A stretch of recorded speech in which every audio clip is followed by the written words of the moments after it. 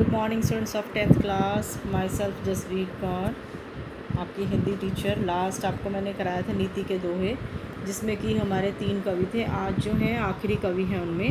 पहले मैंने कराए थे रहीम जी, बिहारी, और उसके बाद वृंद हैं जो नीति के दोहे में आखिरी कवि हैं।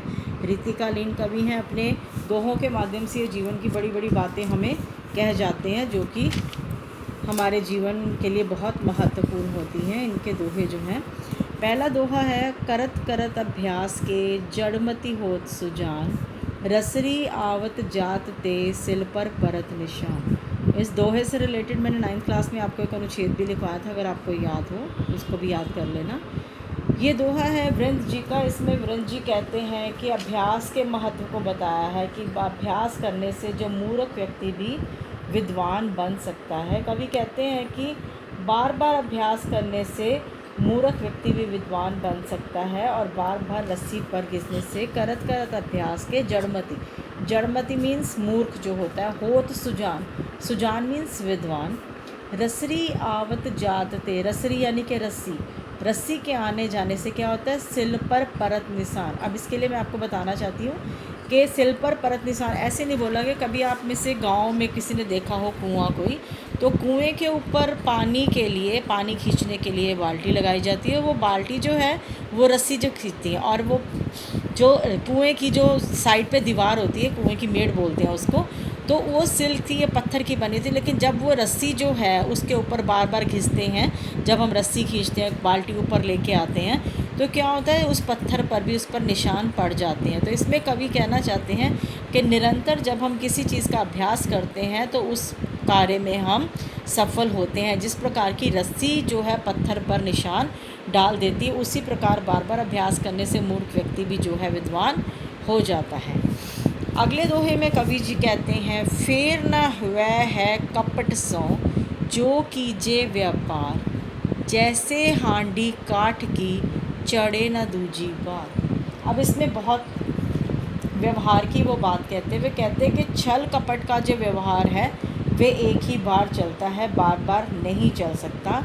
कि छल कपट का व्यवहार, चालाकी करने से कोई व्यक्ति एक बार अपना कार्य करवा लेता है, लेकिन दोबारा वो कार्य नहीं हो सकता। उसके लिए एग्जाम्पल क्या देते हैं वो, पहले दोहा समझाती हूँ मैं। फेर न वह कपट से जो कीजिए व्यापार, कि अगर हम कोई व्यापार, कोई भी काम अपना बेईमानी से करते हैं तो वो बार बार सफल नहीं होता। अब उसके लिए क्या एग्जाम्पल देते हैं, जैसे हांडी काठ की चढ़े न दूजी बार। हांडी, हांडी बोलते हैं बर्तन को।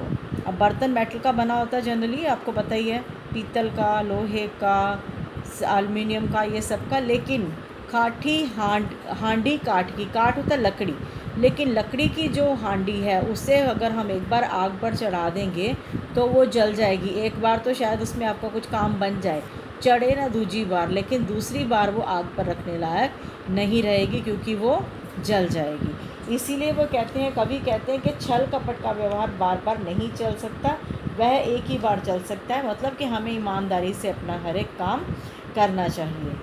तीसरा दोहा है, मधुर वचन ते जात मिट उत्तम जन अभिमान, तनिक शीत जल सो मिटे जैसे दूध उफान। इसमें जो कवि है मधुर वचनों के, मीठे वचनों की, पोलाइट हमारी बातचीत के बारे में जो है बताते हैं। वो कहते हैं मधुर वचन ते जात मीठ।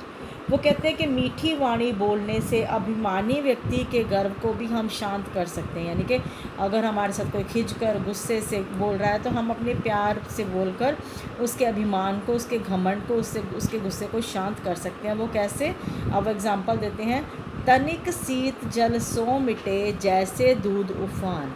यानी कि थोड़े से पानी के छींटों से भी दूध का जो उफान है वो मिट जाता है। कभी आप ध्यान इसका एक्सपेरिमेंट करके देखना, दूध अगर उबल रहा हो तो फटाफट से अगर उसके ऊपर आप ऐसे हाथ से पानी छिड़क दो थोड़ा सा, तो वो दूध का जो उफान है, जो उबलाव है, दूध जो उबल के बाहर आने वाला था, वो एकदम से नीचे बैठ जाता है। इसी प्रकार से मधुर वचन जो हमारे होते हैं वो उत्तम अभिमानी जनों के, जो घमंडी होते हैं, उनके जो गर्व को मिटाने में सहायक होता है।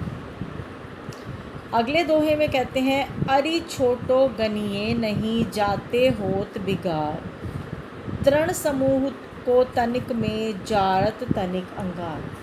अब इसमें कवि जी कहते हैं कि हमारी नीति के दोहे में से ली गए। कवि ने क्या संदेश दिया? वो कहते हैं कि अपने दुश्मन को, शत्रु को कभी भी छोटा नहीं जानना चाहिए। वह कहते हैं कि कभी शत्रु को कभी और छोटा और कमज़ोर नहीं समझना चाहिए, क्योंकि इससे बहुत हानि होती है। अरि छोटो दुश्मन को, अरि मैंने दुश्मन, छोटो गनियो नहीं, कभी भी नहीं उसको छोटा समझना चाहिए। जाते हो बिगाड़, इससे बहुत हमारा नुकसान हो सकता है।